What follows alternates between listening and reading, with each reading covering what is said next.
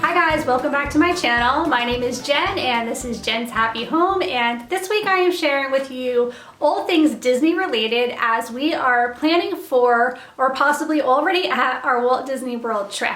Go ahead and subscribe and follow me at Jen's Happy Home on Instagram so that I can give you up-to-date information. I'm going to be sharing with you guys every day on Instagram what parks we're at and just give you an update on what our family is doing. I am really excited about this trip, and today I want to talk to you about the Disney dining plan. So we have probably done the Disney dining plan since it started way back when. I think it was like sometime in the 90s that the Disney dining plan started, and initially it was a great investment. A lot of the time you would get it for free, so I mean that's really great, right? With whatever Disney package you were buying. And over the years, I feel like they kind of started scaling back more and more.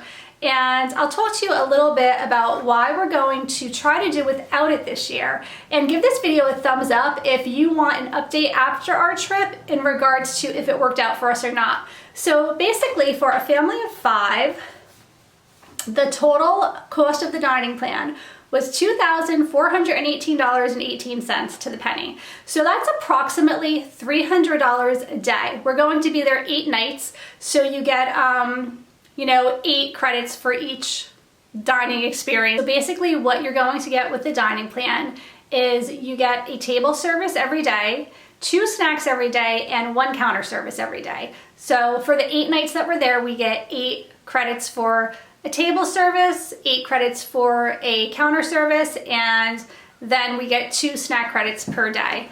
So what I did was I kind of got creative with it this year because I wanted to see penny for penny if it would work out for us or not. And to make it fair on Disney, what I did was my kids all now, other than my youngest daughter Madison, are considered adults. So ages 10 and up are adults. And that is really where I feel like you get slammed on the dining plan because you're paying an adult price for really a child's portion. I mean, my son is 12 and he eats less than my 7-year-old daughter. So for me to have to pay an adult price for him for the buffets and for the sit-down dinners and things like that, to me it's just right there already. I am paying a lot more than I need to be. But to keep it fair to Disney, when I did go dollar for dollar through the menus to compare what the cost would be, I did price him out as an adult meal. But I really think in the end I am going to make out. So let me just show you my list and how I figured this out. All right, so I started off with every meal that we're having and the cost that I think it will be. I actually looked at the menu and decided what each person is most likely to buy. And I did the meal, the drink, and a dessert, because the dessert is pretty much a snack credit, and I know a lot of these places we do like to have the dessert, even though the dining plan no longer includes the dessert in the counter service meal. Table service, it does include it, so for that particular day I just added on the cost of a couple of snacks. So I don't really have the exact breakdown here, but for instance, we have lunch at the Boathouse for $167 with and that is a table service. So I am adding up the cost of the meal, the dessert, the drink for every member of the family. And then for Chef Mickey's is a buffet, so it's a set price for children and adults. And I did the adult pricing for my son, my older daughter, myself, and my husband, and then the child's price for my youngest. And that's how I did it for all of the buffets. And so on, you kind of get the gist of it. 50's prime time, I looked at the menu, I know exactly what everyone is most likely to be purchasing there, and then I added on the drink and I added on the dessert. So I am going to take it through the week and see how close I am with all of my pricing and see how I make out. So my issue is with the Disney dining plan, in addition to having to pay an adult price for my youngest son who really doesn't eat that much food, I also feel like we don't eat a lot really generally as a family. We're not like big eaters where we need to have all of this food all of the time. And there are times where I may order something off of the children's menu, or where one of my kids might actually share a meal, especially when we're doing like a counter service. We might get like 3 things and share as a family. Or, you know, my son and daughter might share something together because they give you a lot of food. And when you're hot, I don't know about you, but when I'm in Florida and I'm hot and sweaty, usually around lunchtime, unless I'm having a table service meal where I'm sitting in the air conditioning and it's a more relaxed atmosphere, when I'm grabbing a quick counter service, I really am not feeling that hungry, nor am I feeling that relaxed to eat. It's kind of like get something quick and get back on the rides. So that being said, our family does tend to do more table service meals. So typically we will have breakfast at the hotel or we'll bring it in the backpack.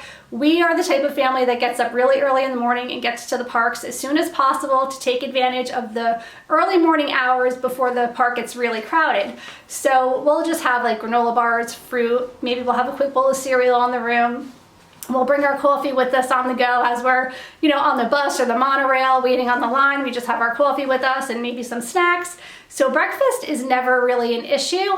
And then by the time lunch comes around, we are pretty hungry. And I do like to take a break and have a table service meal. It's just nice to be sitting in the air conditioning in a more relaxed atmosphere and to enjoy a meal together as a family.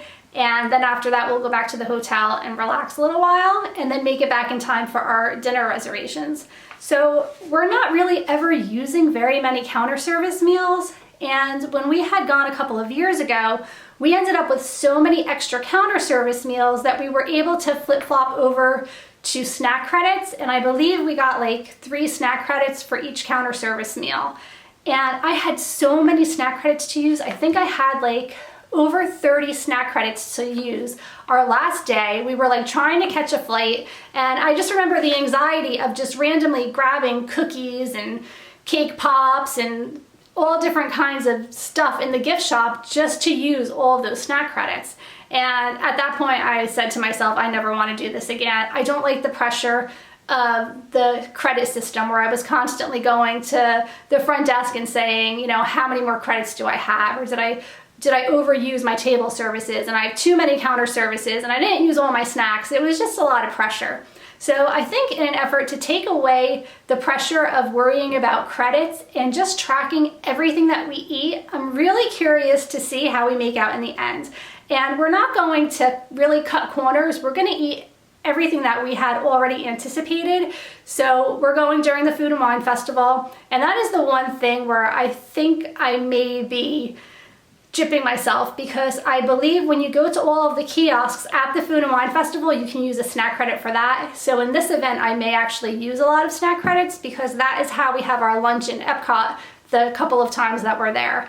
But I am pretty sure, going by the numbers that I worked out on this list and all the places that we are going to be going, I'm pretty sure I'm going to be close. And then in addition to paying so much extra for young children that really don't eat that much, and having to worry about the credits and the table service and the counter service.